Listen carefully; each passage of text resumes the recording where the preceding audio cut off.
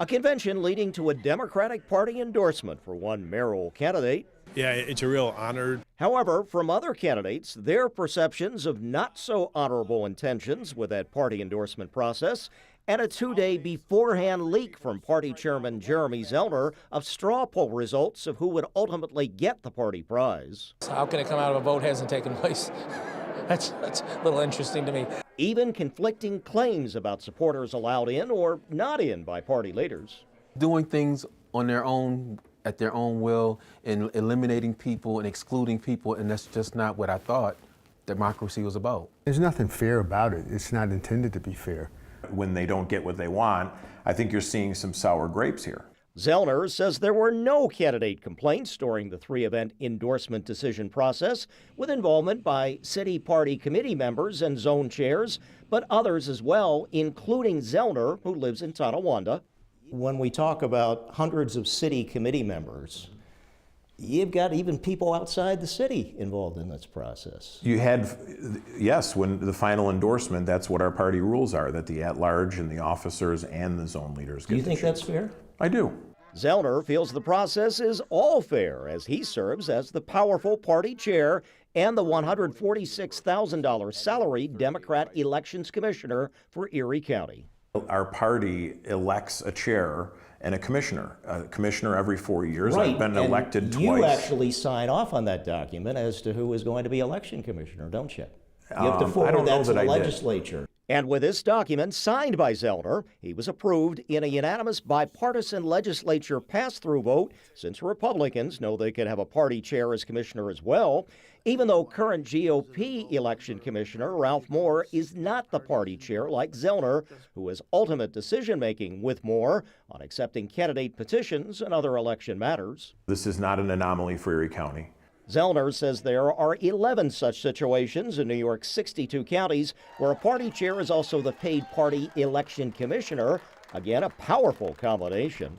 Are you aware there's legislation that has been sponsored in the Assembly and Senate? I have heard about it. To prevent I've you heard about from it, having both roles? But I don't know where it's going, and I think it's been a lot of discussion about it because you're really taking away the voice of party leadership in smaller counties where they don't have a lot of people to choose from. This is not a smaller county. Let's not go with that example. Currently, this measure has been introduced in the state legislature to stop the combination party chair election commissioner position. We've put lots of reforms out there. Our Board of Elections excels in Erie County. Why not reform by saying maybe we'll remove any perception of the influence? Well, because the only folks that see a perception are people who have an agenda or have sour grapes. I spoke with a former lawmaker who introduced the same bill years ago. No passage yet, but we're very concerned about the growing public perception that the system is somehow fixed or rigged and unfair.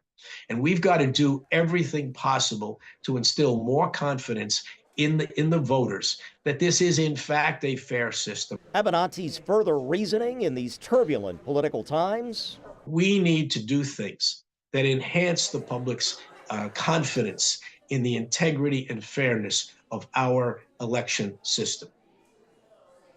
Now again, this is completely legal at the county and state government levels, but again, it is concentrated power. Now, we reached out to the office of the sponsor of the current proposed bill to prevent that dual role in the future and also to prevent party chairs like Zellner from becoming candidates for office themselves, which we also saw with current Congressman Nick Langworthy, who was the Erie County Republican chair. A Democratic state assemblyman, Robert Carroll from Brooklyn, did not return our call for this story. Interesting, Scott. Yeah, it's nice that he did sit down with you, Ron, and you were able to ask those tough questions. Right, well, that was the former lawmaker. Absolutely. So what is the status of that measure now? Well, committee. Yeah. It's in the Assembly's Election Law Committee.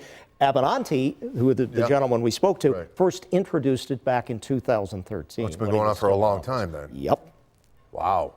So there you go. All right, interesting. Perception is everything, they say, too. It is, especially with the political situation. Yeah, exactly. Thanks, Ron. Appreciate it.